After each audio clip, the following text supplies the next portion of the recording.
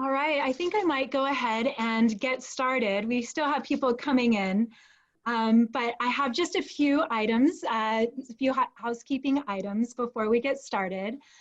First of all, I wanted to say hello, everyone, and on behalf of the University of Oregon, I wanted to give you all a very warm welcome. We have a great event in store for you tonight, and this is part of a series of events that are featuring our alumni and faculty. And you might want to put May 6th on your calendar. That's our next one. And we're going to have a panel of faculty from the University of Oregon School of Law talking about legal issues in the time of COVID-19. So we'll be talking about personal freedoms, employment law, environmental policy, and more. So you can register for that event and any of our events through the University of Oregon Alumni Association webpage, which is at uoalumni.com. Just a reminder to please mute your audio, and if you would like to participate in the discussion, you can do so via the chat feature, and you can submit comments or questions at any time, and we will be responding to those in the second half of the presentation. So without any further ado, I would like to introduce you to our featured speaker. Rob Aigner is the son of two Holocaust survivors, and that's a fact that has shaped his life in profound ways. As a teenager, he was an elite athlete, and he actually won the Oregon State Alpine Skiing Championship and then went on to compete at the national level. He graduated from the University of Oregon in 1986 with a bachelor's in journalism, and then he went on to do graduate work in psychology at New York University. He's held executive positions in advertising, technology, entertainment, and publishing, where, by the way, he had a very interesting career at Rolling Stone magazine. In 2002, he entered the real estate industry and soon after became CEO of the Beverly Hills location at Keller Williams Realty, which has sold over $1.3 billion in real estate per year. Rob currently has ownership in 8 Keller Williams locations throughout California and in several other businesses as well. He's a certified trainer and coach with dozens of coaching clients who are at the top of the real estate industry. And these days, he's guiding them through the economic fallout related to the pandemic. Rob has been speaking about his compelling family history for over a decade. In his new podcast called Clear Choices, he interviews remarkable people who have overcome harrowing experiences. And we'll definitely talk more about that a little later. Rob has been happily married for 19 years to his wife, Sharon, and they have 2 boys, Jake and Mika. He remains close with his sister, Sue, and both of his parents are alive and well and enjoying life in the Portland area. I had the pleasure of hearing Rob speak about this topic about a year ago down in Hollywood, and I can tell you that it was a deeply moving experience. I came away with a sense of awe at the strength of the human spirit and at how his family was able to not only continue putting one foot in front of the other, but how they embraced activism and how they became agents for positive change in the world. With gratitude and warmth, it is my pleasure to introduce Rob Aigner. Thank you so much for being here, Rob. Thank you so much, Michelle. And I want to thank you and the University of Oregon for this opportunity. The timing for this talk is really amazing because only a few weeks ago it was Passover, which is a celebration of freedom. And a few weeks ago also we celebrated Yad HaShoah, which is the end of the Holocaust. And then tonight is the eve of the liberation of Dachau. 75 years ago tomorrow is the liberation of Dachau, where my father was. So the timing of this couldn't be more poignant. So I really appreciate the opportunity to speak to everyone now. I don't know, just before I go on, I don't know if Lauren can enlarge so the screen's a little bit different. On my end, I'm seeing, let me see. Rob, up in the corner of all the tiles, there's a little icon that says speaker view. Okay, got it. All right, I'm on it. So obviously, diving in here, you know, my parents are Holocaust survivors, and I have had the honor of telling their history many, many times. But I want to say it's impossible really for me to do justice to their history and to their story.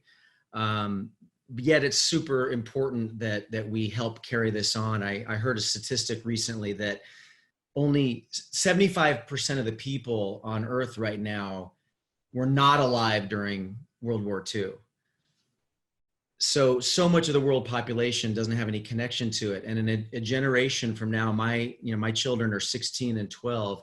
My grandchildren won't know anyone, most likely, who went through the Holocaust and who went through these horrible experiences. So it's truly important and a duty of mine, I think, to help carry on my parents' legacy, who, you know, they've been speaking in the Portland area on their history for almost 40 years. So having said that, I'm going to jump right in and start with telling the experience of my mother, Eva. At the time, her name was Eva Spiegel. Now it's Eva Aigner, of course. She was born in 1937 in a small town in Czechoslovakia. And this town was pretty close to the border of Hungary. And at that time, the borders changed quite a bit. They were, you know, jostling back and forth during the various war-related skirmishes that were going on. So although she was born in Czechoslovakia, there were times where she was living was Hungary. And she lived a fairly normal lifestyle. They were a religious Jewish family. She had an older sister. Her name was Ibi. And, you know, her mother and father, they were religious. She was a good student. And just a pretty average, normal girl. But, you know, by the time 1937, when she was born, there was already some anti-Semitic activities going on. And by the time she was young, 3 or 4 years old, there was experiences of being bullied and being singled out. And this started accelerating. By the time she was 4 or 5 years old, there were things that she was starting to be excluded from.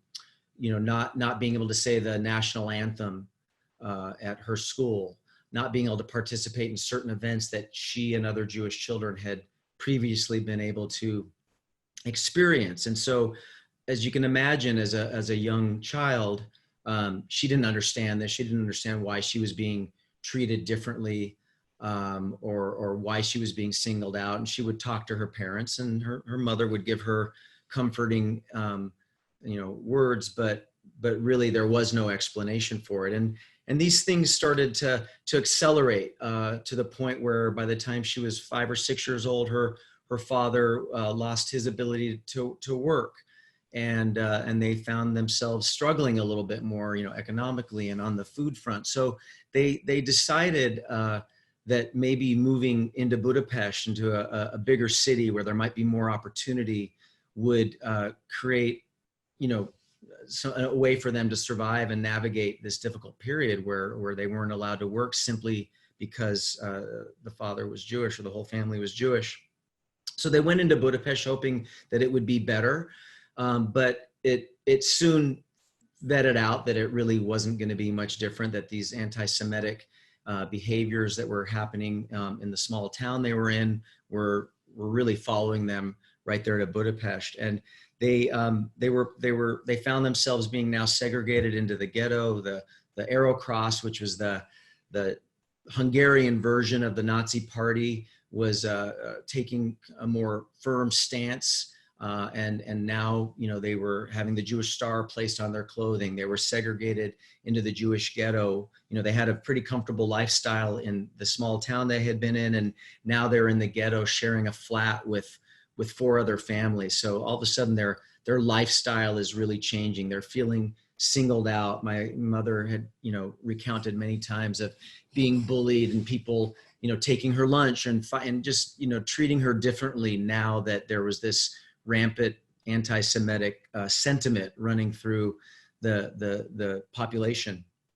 And then really one of the more unthinkable things happened that you can imagine, and that is her father was taken away, not to a concentration camp, but to go work slave labor essentially on the Russian work front, on the Russian front. So now my mother is left with, at now around the age of 7 years old, left with her 15-year-old sister and her mother, and they're alone in the ghetto. There's bread lines, there's hunger, there's chaos. You know, there's people being taken away for transports. They don't know why. They don't really understand what's happening. There's not a lot of clarity or news in the way that we can all imagine that we're receiving information now. And so they were terrified. It was very difficult. They're living in strenuous situations. They're hungry. They're trying to figure out how to survive. The man of the house is now gone. The breadwinner is gone. And it was really challenging. But they toiled, they kind of skirted around the edges, tried to avoid problems, tried to avoid conflict, and just hoped they could survive this. And then really something even worse happened. And that was in the middle of the night, my grandmother, my mom's mother, Gisela, was taken away by the Arrow Cross and put on a transport. The girls, the daughters, didn't know where she was being taken, but now they knew they were alone in the ghetto with these circumstances that I had just explained. And they just did the best they could, again, to survive day by day. My grandmother at this time, while she's on a transport, she didn't know where she was going. But she was on a train for a long period of time, hours upon hours, uncomfortable situation, crammed in on a train with other, apparently all Jewish people. She couldn't tell for sure, of course. And they stopped the train at one point during her transportation, and they were either changing tracks or adding more passengers. And my grandmother, who was a very learned woman, she spoke 7 languages and German was one of them. She spoke to one of the guards and said to him that she had 2 girls alone back in Budapest in the ghetto. She had to get back. You know, could he see fit to show a little bit of mercy? And this man, I don't think was from the stories that my grandmother had told us, was not a Nazi by choice. He was someone who was, you know, enlisted. He wasn't in necessarily in agreement with all the sentiments of the Nazi party. And he understood my grandmother's plight, that, you know, he too was a father and he could understand and empathize, but he would be taking a huge risk to allow her to escape. So what he said to her was, look, I can lose my life if I am found to be letting you go free. So what I'm going to do is I'm going to turn this way with my rifle. And as I swing around and make my scope of the landscape here, by the time I get around to the other side, you better be gone in the forest, because if I see you, I'm going to have to shoot at you.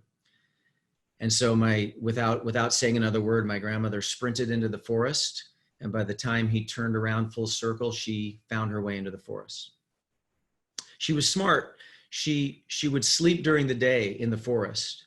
And at night is when she would transport her way. 2 days it took her to find her way back into Budapest. And she would just eat what she could out of the forest, what seemed safe, maybe finding a farm where she might be able to garner a little bit of food from outside. But she navigated her way 2 days by foot, sleeping during the day and traveling at night until she got back to the ghetto in Budapest. And lo and behold, when she got back to the flat that they were in, my mother and her sister were not there. So you can imagine how panicked she was. And she asked some neighbors where they might be, and there was no clarity as to where they might have ended up.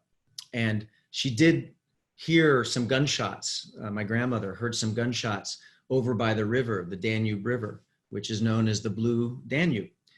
And she asked a few other people in the streets, and there was an indication that some people were removed from the ghetto and put in a line at the Danube River, and one by one, they were being shot into the river. Well, my mother and her sister were in that line. And of course, as you can imagine, they were terrified. They saw what was in front of them. They could hear the gunshots. There was nothing they could do. There was armed guards on either side of them. And as miracles would have it, you'll hear when I tell the history of both my mother and my father, there's just a countless array of of miracles. There's no other way to describe it, of how they survived. So my grandmother was able to convince, the guard to let her go. And now she heard the crying voice of my mother in this line. There's chaos. There's hundreds of people, maybe thousands of people. And she was able to hear my mother's crying voice and found her in the line. But the guards wouldn't let her take them. And at this point, to survive, they basically sold off everything they had in order to have money just to buy food. And the only thing that my grandmother had left was her wedding ring. And remember, her husband's on the Russian front. So a Nazi guard was standing near where my mother and her sister were being held in line to the Danube. And she pleaded with him and negotiated by giving him the diamond wedding ring. And he allowed my mother and my aunt to escape. And I'm going to switch screens here for a moment and share with you that image. If I can toggle here. There we go. So the youngest girl here, that is my mother, and her sister right next to her. And these are some other relatives. They're wearing the Jewish star. This is a memorial in Budapest where they have bronzed many shoes that were left behind by the victims that were shot into the river that night. And my whole family has been back there to see this really poignant, moving memorial. So they were able to escape that horrendous thing, and they basically toiled and survived and scraped together morsels of food and kind of survived out the entire war there in the Jewish ghetto, only to find out when the war had ended that my grandfather, who I had never met, my mother's mother, didn't survive. So they were left alone, the three girls, my grandmother, Gisela, and Ibi, and my mom, to finish out the war there in the Jewish ghetto without their father. But really, much more toil was to begin. They lost all their belongings. So much was taken from them. And, they really had to sort of struggle to survive. But before I tell the rest of that story, I'm going to pivot over to my father's story. And I'm going to go back to the main screen here. So my father, Leslie, was born in 1929, also in a small border town in Czechoslovakia. There's a lot of parallels when you listen to how I'm going to describe my father's piece of his history, how many parallels, unique parallels there are between the two of them. So he too was born in a small town in Czechoslovakia and grew up in a similar way. A lot of family members in nearby homes. They would celebrate the Jewish holidays together. And just like with my mother, in the late 30s and early 40s, they started feeling this anti-Semitic behavior. My father talked many times about being bullied and beaten up. He got a broken nose at one point from some nasty interactions he had with some I think at one point were friends of his, and that of course changed as the anti-Semitic beliefs got more prominent. My grandfather, Jula Aigner, he also lost his business. He had a moving company, and when I say a moving company, he literally had a horse and buggy, and that was what he used to help people move from one home to another. And when that opportunity to work was taken away from him, and they saw the same sort of anti-Semitic extremes that I described with my mother, they too chose to move into Budapest, and they ended up in the Budapest ghetto, just like my mother had. They hadn't met at this point at all. That comes much later. But and also another unique parallel is my grandfather, my father's father, also ended up being taken to work on the Russian front. So very, very, very similar scenarios for both my father and my mother. One of the things that was very frustrating for my father was that he had a desire, a dream, a vision of becoming an engineer. And by this time, he was 14, 15 years old, and And it had already been clear that that Jewish people would not be even granted the opportunity to participate in higher education. So so he felt like a lot of his path had been limited and cut off from him. He too was forced to wear the Star of David. And I'm going to show you actually an image of my father here at a young age as well. I'm just going to toggle there.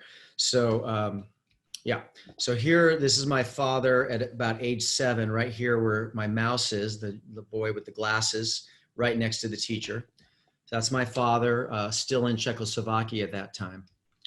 And then this is several pictures of him with my father here, his older sister, Erica, and his younger sister, Maria.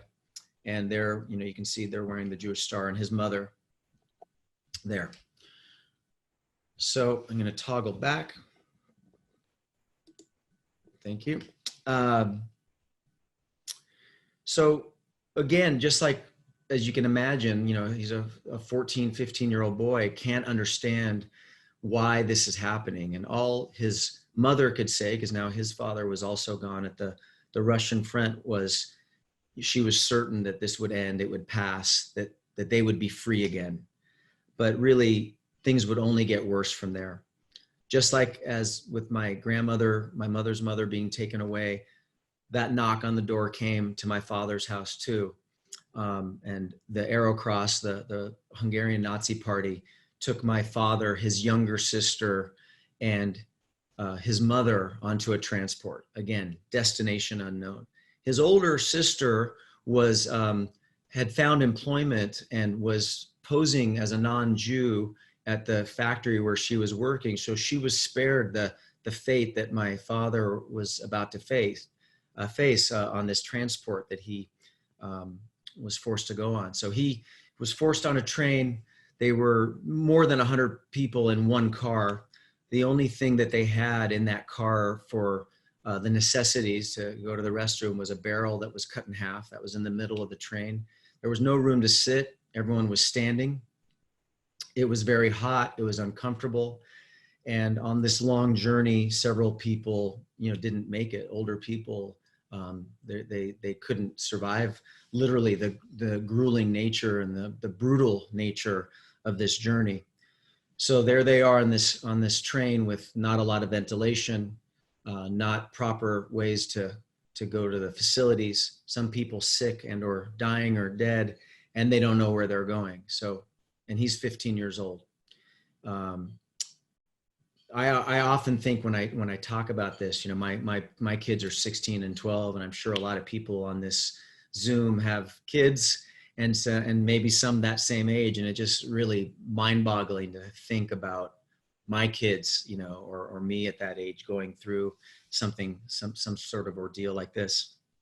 Well, as it turned out, where my father ended up was in Auschwitz, and I'm going to show you the next slide here to give you a sense. So my father arrived into Auschwitz with his mother and his little sister. And for those of you that know a little bit about World War II history or Holocaust history, he was immediately put in a line, separated men and women, men on the left, women on the right. And he was about to face Dr. Mengele, the famous Nazi doctor who experimented cruelly on many inmates and was known for his brutality. Again, they were in a panic. Their belongings were taken away from them. He was in line, and literally this doctor, his pointing to the left or to the right literally meant life or death. He didn't know that at the time, but that was the truth. When he got up to his turn in the line, I think the doctor probably saw a healthy, strong 15-year-old boy who could do some work to benefit the war machine of the Nazis, and into the camp he went. Before he went, he looked over to his mother and his little sister, and again, full of fear and the unknown, they each gave each other a faint wave, and that was the last time he ever saw his mother and his little sister. Immediately, he was given a flannel uniform to put on, shaved his head, and taken of all his belongings and really all his dignity as well. Soon he noticed that there was a large plumes of smoke coming from a couple large chimneys. And, again, he's a young 15-year-old boy. He asked one of the inmates, one of the older men, "Oh, this must be the bakery that all this smoke is coming from." And the gentleman, as delicately as he could, said, "No, those are our family members. That's a crematorium." So my dad, instinctively, intuitively knew that, he was in a horrible situation. He was all on his own, and he just had to look to day survival. He just had to do the best he could to survive day to day. One day, something kind of fortunate happened. There's few things that happen in the camps that are of good fortune, but this was one. And this is another example of one of these miracles that I've referenced a few times. And that is that one of the guards asked for people to volunteer for work. My father, not knowing what the work was that he was volunteering for, not really knowing what made his hand go up, what that impulse was, but he raised his hand and volunteered. Lo and behold, he found out, much to his delight, that he was going to be sent to go work in the kitchen to make the really weak, horrible soup that they served as the only kind of sustenance for these skeleton-like inmates. So he got a little bit of extra potato. He got a little bit of extra bread. He was able to steal away a few extra bites every day. And that was amazing luck for him. One day he was talking to one of his fellow inmates, and one of the guards asked him to be quiet, but my father didn't hear him. And the guard picked up a pitchfork, threw it across the room, and it literally nailed my father's foot to the floor. It went completely through his foot. He was in a lot of pain. He was taken to an infirmary. It was not a hospital. It was the bare minimums, not really a medical facility the way we would think about it, but at least he was off his injured foot. They bandaged him up. He was in a lot of pain, and he was able to not work for a few days, which was a welcome rest. A few days being in this infirmary, a doctor, his name was Dr. Epstein. He was a Jewish man posing as a non-Jew. That was his method of survival. And here's yet another miracle. He told my father to get up and get out of the infirmary. My father was pleading with him. "My foot's infected. I can't walk. I'm in pain. I'm never going to make it out there. There's no way they're going to let me continue to work. I won't make it." And the doctor said, "Schnell, get out of here. You're done. You got to go out and work." And so he hobbled out the best he could and went back to his barrack and just hoped he could navigate, another day of survival.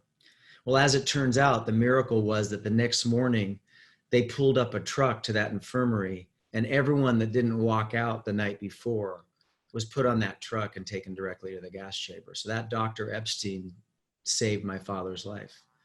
We can only assume that he thought, he's a 15-year-old boy, maybe he's got the constitution, the strength to survive this. But that was just yet another one of the opportunities that allowed my father to survive. Another thing that happened was, as he was able to stash away little tiny bits of food from working in the kitchen, he was approached by a gentleman one day who wanted to switch uniforms. And I need to tell you that there were different uniforms. Some people had on flannel uniforms for the wintertime.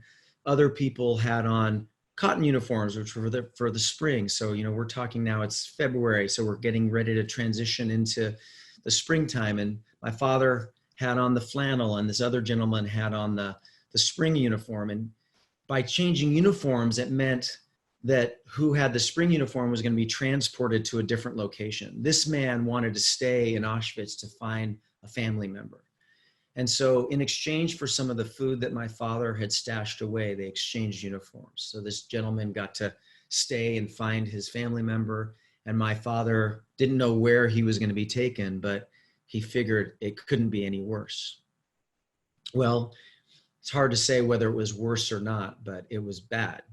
The next camp he went to, he was put into a labor regimen where they were building a plane, what he believes was an airplane bunker large cement bunker, rounded bunker. And the way they were having the inmates carry the cement was literally in their shirt tails. So they were breathing up this powdered cement. Many people died just because the breathing of the cement day after day and the labor hardened their lungs, literally. And one of the worst memories my father has had, so many bad ones, but one of the things that would wake him up and still at times wakes him up from sleep is that one of the inmates who was so weak and hungry and injured fell into this big pool of wet cement. And a lot of the working inmates had asked, please stop pouring the cement. You have to save this person. And the guards refused, and they literally just buried this man alive in the wet cement. And my father would always say that he would be waken up by this person's screams. So from there, he was put on one last transport where he was taken to Dachau. And on the way to Dachau, he was on a train that was later known as the death train. And the reason it was known as the death train because so many people didn't make it, because as the war was now starting to reach a little bit of a crescendo, some of the Allied forces were now approaching the German front. They shot up this particular train, not knowing that there were prisoners or inmates, Jewish victims on this train, and the train was completely shot to pieces, to the point where my dad said there was more sunlight than there was train left by the time these planes were done shooting at the train he was on. And people fell, dropped, were shot on either side of him. And yet again, a miracle again, he survived. So luckily at that point, one of the best things happened to him, and it is the anniversary that is tomorrow, which is the US Army liberated him from Dachau. And he says that was really the best day of his entire life. And yet another miracle happened even after he was freed and liberated from all these horrible things that I've just sort of summarized in a very short amount of time, given the confines of today's Zoom call. And that is that the Red Cross came and took care of him, and they gave him white sheets and cleaned him up and really put him in a caring position that he hadn't felt for the year and a half now that he'd been in these camps. And they also gave a lot of these survivors canned corned beef or condensed milk, very rich foods.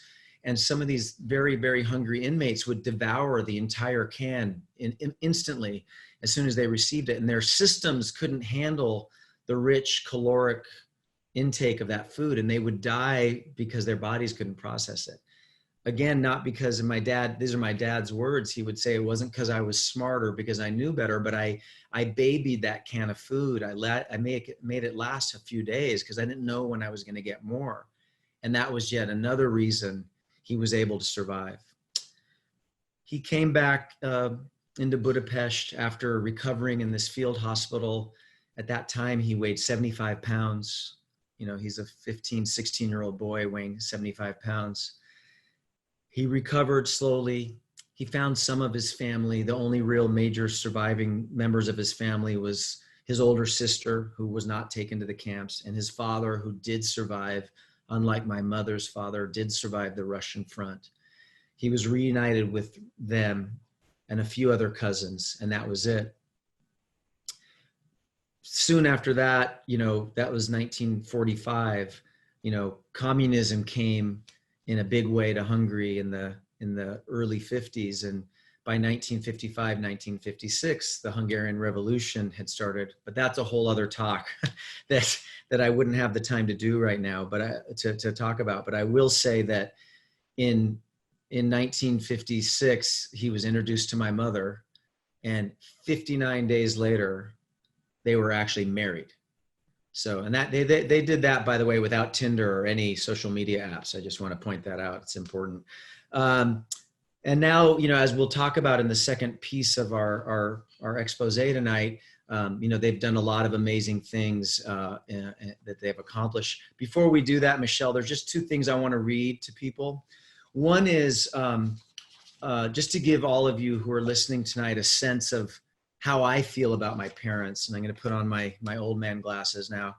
I'm going to read you something that I wrote when they were honored in Oregon up at the Multnomah Club for all the contributions they've made to the Jewish community there. So I'm going to read this piece and then a poem, and then we'll take some questions, and etc. Normal. My childhood was normal. And that seemingly innocuous comment has enormous magnitude. Normal. To be able to say that my parents survived the Holocaust, escaped the Russians in Hungary, came to the United States knowing nobody and owning nothing, learned a new language, started careers, and then a family, but still raised their children in a normal, stable environment is truly amazing. We need look no further than the daily news to see the dysfunction that thrives in our culture and our families.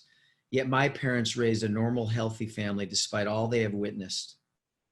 The fact that my parents could survive such a troubling time in the world and then achieve such success makes me so proud being the father of two young boys. Normal.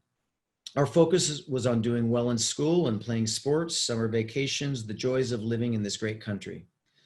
I didn't even really know all that my parents had gone through. We didn't discuss it. They didn't wallow in depression or pity, nor did they slather us with narcissistic behavior that surely would have scarred us for a lifetime. Rather, they just pressed on bravely and remained grateful for their second chance. When we did finally learn of their experiences in my teen years, it was a healthy, balanced discussion, not void of emotion, but void of the psychological weight that would be so understandable with any survivor. Their strength began to amaze me, and it has become the lens through which I see the world. It gives me perspective. Many of you might know survivors or could be related to survivors, but that word survivor says a lot. It describes a huge attribute that my parents were able to pass on to me and my sister, and that is how to have resilience, persistence, and tenacity. In other words, how to survive at all costs. That strength comes from knowing that my parents survived makes me feel like nothing can break my own spirit. Nothing I can endure that can surpass what has been endured by my kindred DNA.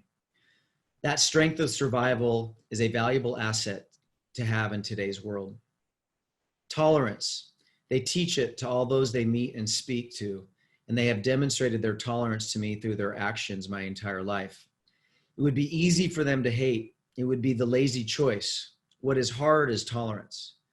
They've always shown a tolerance and a belief in the good of humanity. They choose to be optimistic and about people instead of thinking or hoping for the worst. That has been an incredible asset to me as an adult. I've become, because of them, someone who looks for solution rather than complaining or being a victim. They've always been open-minded, accepting, and caring, and I'm glad to say I attempt to do the same. These gifts of strength, perspective, and normalcy that my parents gave me are already enough. But then they gave me a gift that made the difference between a joyful life and one filled with anguish, and that is the gift of gratitude. My parents, maybe unknowingly, taught me the precious gift of gratitude. They were so overjoyed for their second chance, their rebirth, that nothing in our lives was too small to be the object of gratitude. An apple was a rare treat, a used car, a blessing, a vacation, the luxury afforded the very few. We grew up truly appreciating all that we had as opposed to delaying happiness until we had more.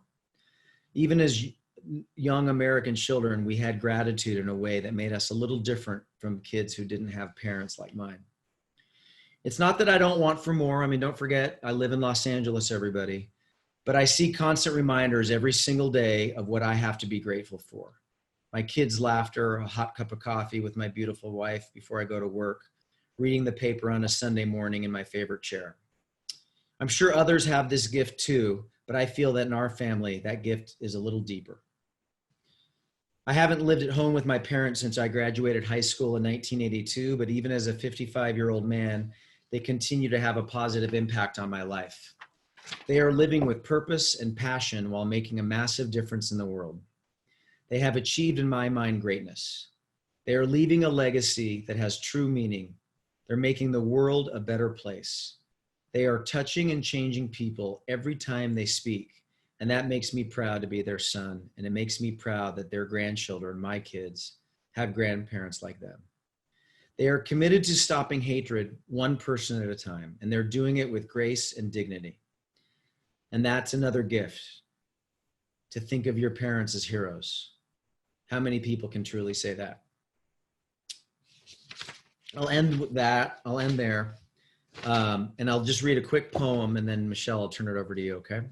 So this is a poem that I wrote in 1998, where my sister and myself, my parents, and 7 other families of first and second generation Holocaust survivors, we went to Poland and we toured multiple concentration camps to collect art, to tour them and learn, but also to collect some artifacts for the Holocaust Memorial that many of you maybe seen in Washington Park in Portland, Oregon. So this is the poem I wrote about those 7 families of survivors. It's called 7 Shades of Courage.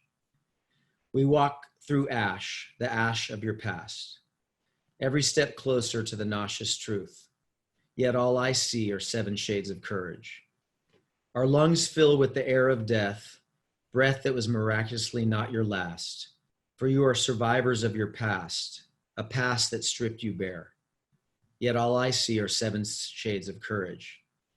Treblinka, Majdanek, Sobibor, Belzak, Chelmo, and Auschwitz, by whatever name, their intent remains the same. You walked in and out of their flame. Yet all I see are 7 shades of courage.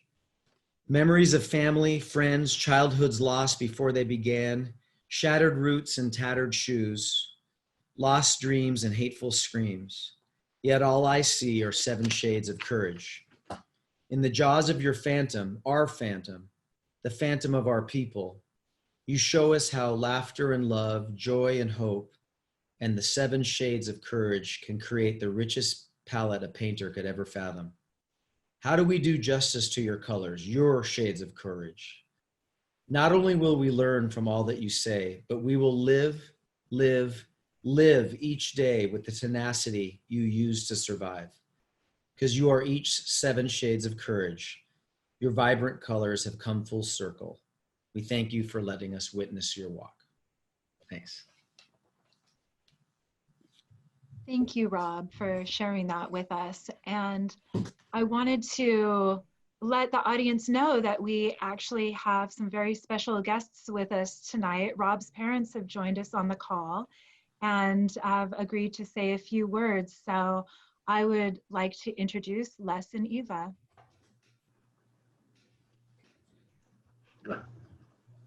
Hello, thank you, Rob, so much for your beautiful, beautiful presentation, and meaningful most of all. Our heart is really touched deeply.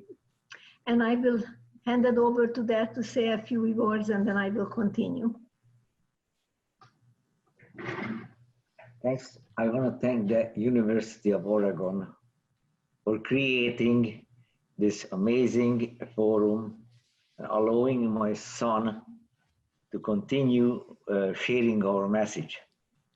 Our goal over the years, we were speaking. For 30 years, we were speaking to schools and colleges, wherever we were invited, telling our experiences during the 1944 and 1945.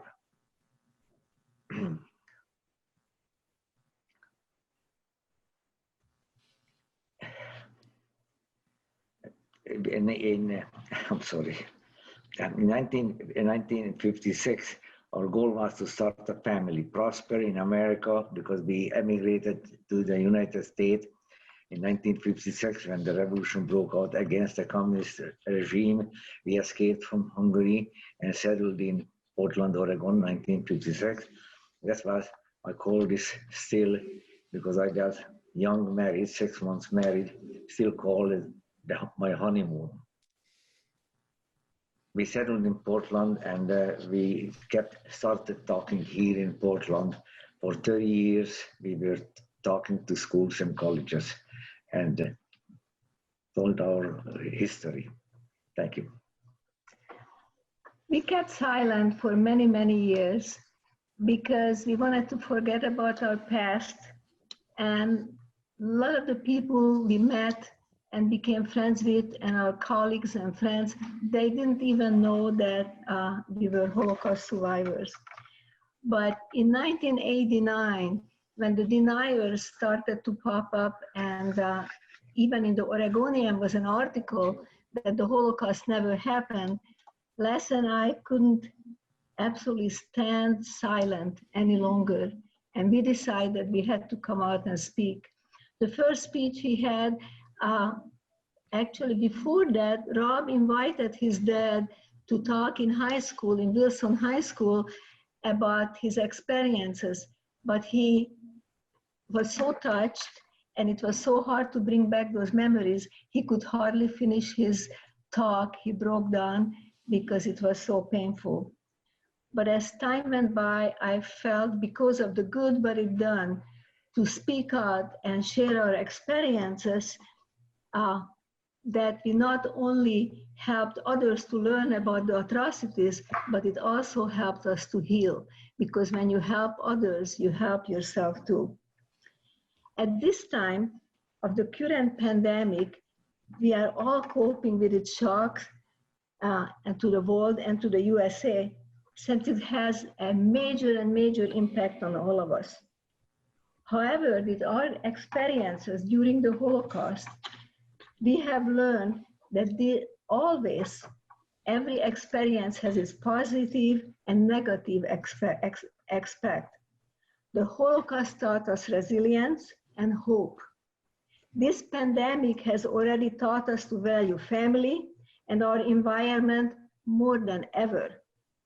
The best way to cope with these times, to know that we cannot plan our future right now clearly, that we only can survive this time by one day at a time. And this is how my husband survived Dachau, Auschwitz, and all the 2 other camps, all the 4 camps where he'd been, just living one day at a time. As hard as time it is now, I am 100% sure, and so is Les, that this will pass also. All good times sometimes, and especially bad times, they come eventually for a change, and this will see an end also. I'm very thankful to Rob and grateful for continuing our experiences and sharing it with the world for the betterment of people, and to learn how to accept each other. And we like to teach love instead of hate. It makes all the difference in the world. I want to tell you about our blessings in life, because I find that the most important thing in life to think about your blessings. Our biggest blessing is our family, and beside Rob, every one of them has carrying our message further.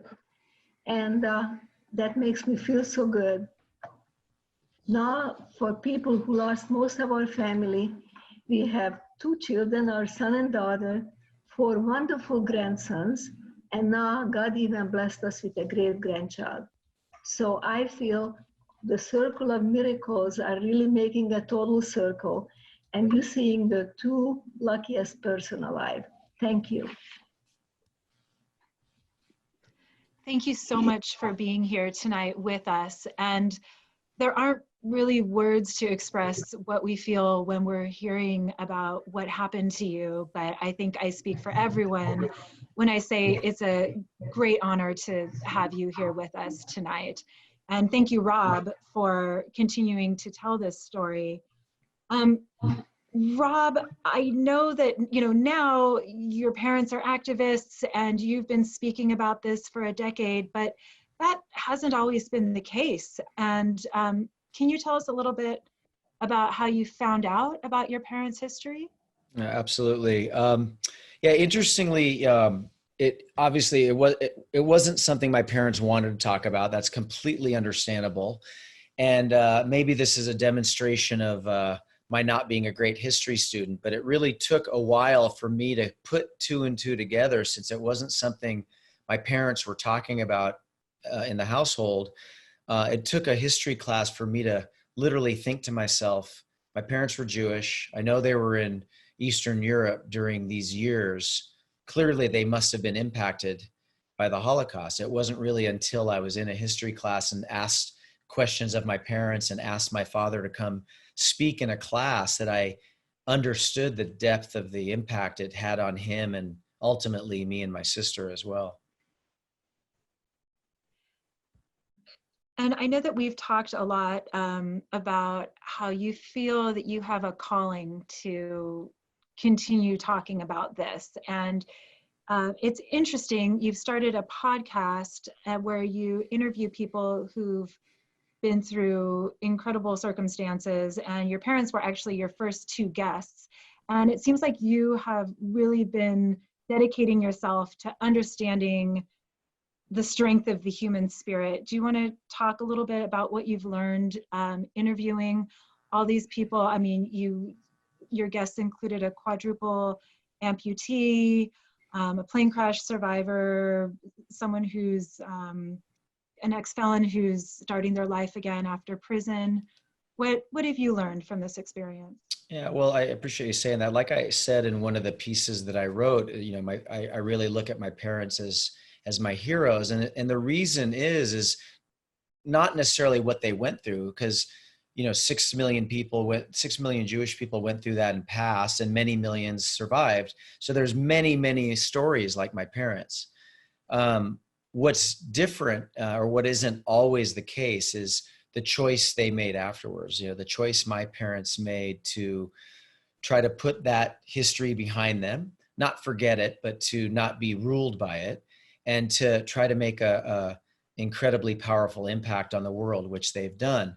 And so that's just always left an imprint on me. I mean, I know we'll probably get to this in a second, but I'll just say, you know, they've spoken to literally hundreds of thousands of people over the 37 years that they've spoken. They've played a major role in building the Holocaust Memorial that's in Washington Park. They played a role in building the Jewish Museum that's in downtown Portland. And maybe most significantly, I don't know if any of you have noticed, but there was recent legislation passed last year in the state of Oregon making Holocaust and genocide related education mandatory in the school system. And again, my parents played a role in that evolution. And so seeing how they turned the dark history of the Holocaust into all this light, it made me realize that exists in a lot of people. It doesn't have to just be Holocaust survivors. And so, you know, my original intention was to go and speak at schools and businesses and tell my parents' history. And I do that. But I also realize that there's compelling stories that are equally compelling of other natures. So I started the Clear Choices podcast with the idea of focusing on people who've made that pivot, made that choice to take something challenging that has happened and turn it into something special. And now might be a good time to look at a few of the other slides that we have handy. We have some pictures of the memorial up in Portland. Yep, I'll get through these. That's the entrance to Auschwitz. This is actually the bunker that my father was in Auschwitz. That was on that journey me and my sister took with them. These were the bathroom facilities in one of the encampments. The death train I referred to. Crematorium. That's me in 1998 at Auschwitz. My father and I walking through the gates right here. My sister laying a candle. The liberation of Dachau, 1945. And now for something a little lighter. So my parents, not too long ago. This is me graduating at the University of Oregon. That feels like a long time ago. This is a pretty current picture of my little family here in Los Angeles. This is the Oregon Holocaust Memorial up in Washington Park. Beautiful job there they did. And some of the artifacts that we brought back from Poland are encased in this in this memorial. There's ash and some utensils and a few minor artifacts like that that are integrated. And then happy vacations. Do you want me to pivot to this, Michelle? Yeah, let's go ahead. So, my parents have been the subject of lots of media, and what I mean by that is they've been a part of the Survivors of the Shoah project, which was put on by Steven Spielberg, where they interview as many survivors as they could put into that program. They've been interviewed on PBS.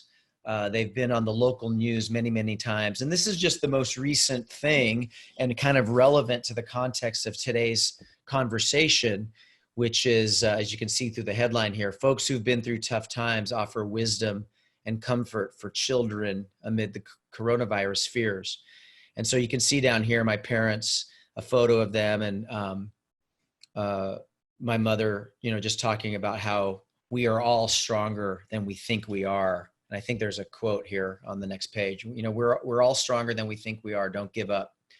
Control the things you can. So. And there's that quote. Go ahead. Would you like to read it, Rob? Oh, I just pivoted. It's okay. It's okay. I'll get to it. It's okay. We're running a little short on time. We will go over, but I know that doing these presentations, sometimes there are very common questions that you get asked. And I hoped that you might pick one or two of them and answer them for us, please. Well, I think, one common question people ask is, what are my parents' reaction or sentiment to today's climate that we find ourselves in? And I think, particularly now with some of the, hatred that we're seeing in the world, some of the discrimination that we're seeing in the world, I think it's disheartening for them. They're very positive, proactive people. They really like to focus on the glass half full kind of mindset. And yet to see all the work they've done, the lives they've touched, when I forgot to mention that when they spoke at schools, I've literally seen wheelbarrows full of letters that they have still in their possession from all the students that they've spoken to and whose lives they've touched. So to see some of the negativity that's in the world right now, I think is really challenging and disappointing for them. We're receiving a lot of comments saying that other people in the group have parents who are also Holocaust survivors, and many people expressing deep gratitude for you guys for being here to talk to us. We're a very divided country right now, and I think every administration or president throughout my life, I've heard someone saying that they're a Nazi or a fascist or whatever. And I'm wondering what your parents think of that kind of rhetoric. Well, I think I think I've unmuted you, Mom. Go ahead. This one question I would like to answer, because we belong to the Oregon Jewish Museum Center for Holocaust Education Speakers Bureau. And so one of the criteria we always had when we speak to everybody, but there were several subjects we didn't touch. One of them was politics. However, what I can say, I really hope and pray that we're going to get out of this pandemic and get the kind of a government which is helpful in every occasion for everybody. Thank you. And how are you guys doing during the pandemic here?